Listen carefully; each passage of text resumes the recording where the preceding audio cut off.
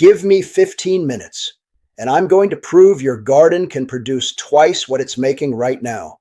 Same size bed, same soil you already have. No tearing anything out, no buying a bigger yard. I know how that sounds. Every gardening channel promises some miracle trick, and half of them are selling you a product by the end of it. This isn't that. What I'm about to show you isn't a secret ingredient or some rare variety nobody's heard of. It's 6 specific changes to how you use the space and the calendar you already have. And by the end of this, you'll be able to do the math yourself and see exactly why most gardens are running at half their real capacity. Not because of bad soil or bad luck, but because of habits nobody ever questioned. So here's the actual problem, and it's not what you think. Your garden probably isn't too small. It's underused. Most people plant once, harvest once, and call it a season, treating the bed like it only has one job to do between spring and frost. It has room for 2 jobs, sometimes 3 or 4, if you know where the extra room is actually hiding. Quick thing before we get into it. Tell me in the comments how many square feet your main bed is. I want to see the range of what people are actually working with. Because everything I'm about to show you scales the same, whether you've got 12 square feet or 1,200. First, and this is the single biggest gap I see, most people are spacing based on instructions written for a tractor, not a backyard bed. Seed packets give you row spacing meant for a farmer who needs to walk equipment down the aisle. 18 inches, 24 inches, room for a machine, not a plant. In a raised bed, you're never driving anything through. None of that spacing applies. Lettuce, a seed packet tells you to space 12 inches apart, can go in at 6. Carrots at 3 inches instead of the packet's suggested 4 to 6. Bush beans at 4 inches instead of 6. None of that stresses the plant, because what actually limits how close 2 plants can grow isn't some fixed rule. It's how much light and root room each one specifically needs. And most vegetables need dramatically less than old row spacing habits assume. Take a 4-foot by 4-foot bed, 16 square feet. Space lettuce at proper tight spacing, and you fit 36 heads instead of the 16 you'd get following packet row spacing. Same bed, same soil, more than double from a spacing change alone before we've touched anything else on this list. Beans tell the same story. A packet says 6 inches. Most bush beans are genuinely fine at 4. Carrots say 4 to 6. 3 works in loose, well-worked soil. None of these are guesses. They're the actual spacing used in intensive growing methods that have been tested and refined for decades. They just never made it onto the back of a seed packet designed to be safe for every possible soil and climate at once. Second, stop planting once and walking away. A bed that grows 1 crop from May to September is a bed sitting mostly idle for weeks at a time, because most vegetables mature in a fraction of that window and then just sit there, either done producing or slowly declining, while you wait for the calendar to tell you the season's over. The moment a crop finishes, spring radishes and early lettuce planting, that space is empty real estate. And empty real estate produces nothing. Replant it immediately. A bed that runs spring radishes, then summer bush beans, then a fall planting of spinach is pulling 3 separate harvests through the exact same square footage that a single tomato plant would occupy for the entire season. You don't need 3 times the garden. You need to stop leaving finished beds empty while you wait for something else to occur to you. Walk through an actual example. Radishes go in early spring and clear out in under a month. The moment they're pulled, bush beans go into that same space and run for roughly 2 months. The moment those finish, a fall planting of spinach goes in and carries you to frost. 3 harvests, 1 bed, and at no point did that square footage sit there doing nothing while you waited for a season to feel officially over. Third, anything that vines should be going up, not out. Cucumbers, pole beans, squash, even certain melons. left to sprawl across the ground, and each plant can eat up 6, 8, sometimes 10 square feet of bed, just spreading sideways. Put a simple trellis behind that same plant, cattle panel, netting, even a row of stakes and twine, and it climbs instead of sprawls.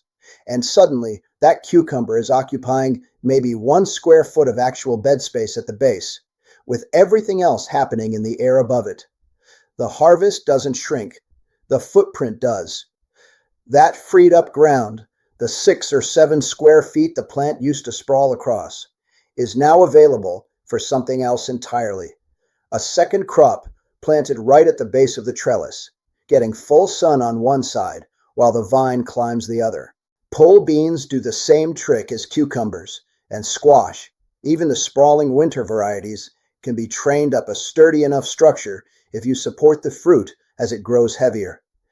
The rule is simple.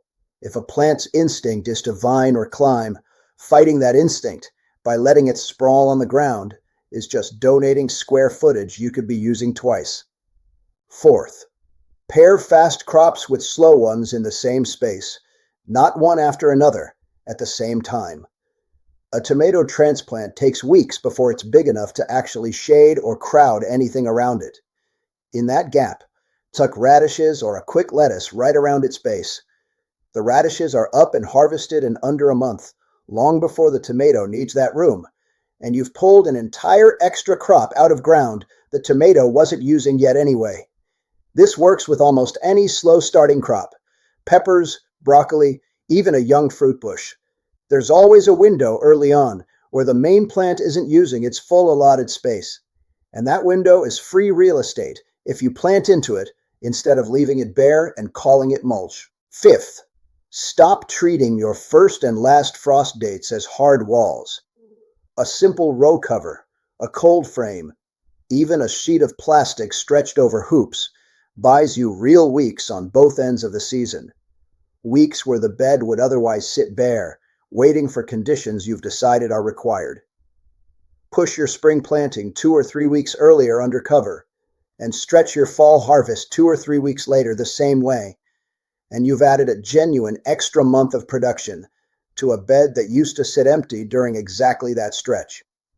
A month doesn't sound like much until you realize that's enough time to run one more full cycle of something fast: radishes, greens, an early round of peas, squeezed onto both ends of a season that used to just start and stop on the calendar's terms instead of yours. Sixth, and this is the one that quietly wrecks everyone's second and third harvest: feed the soil every time you replant, not once a year.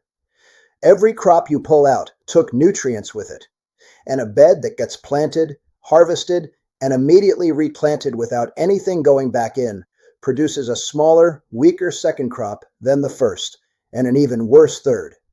This is exactly why succession planting sometimes gets a bad reputation.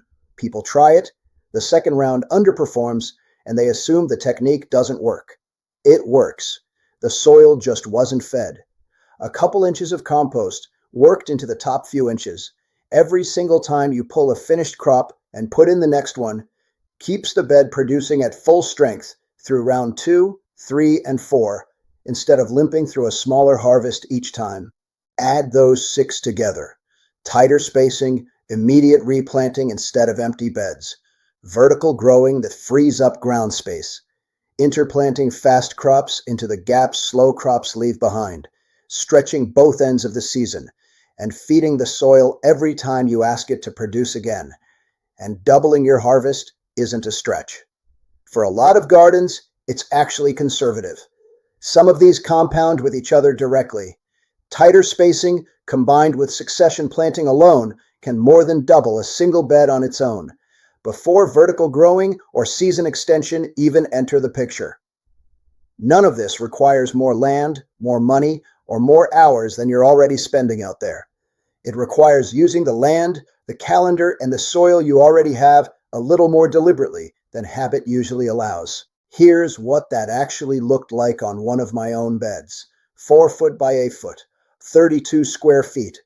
Nothing special. The year before I ran any of this, That bed grew one round of tomatoes and peppers and produced what you'd expect, a solid but unremarkable harvest for the space.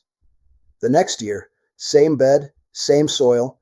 I tightened the spacing on everything that wasn't a tomato, ran lettuce and radishes through the gaps early before the tomatoes filled in, trellised the cucumbers I'd normally have let sprawl along the edge, and followed the spring lettuce with a fall planting of spinach once it bolted in the heat.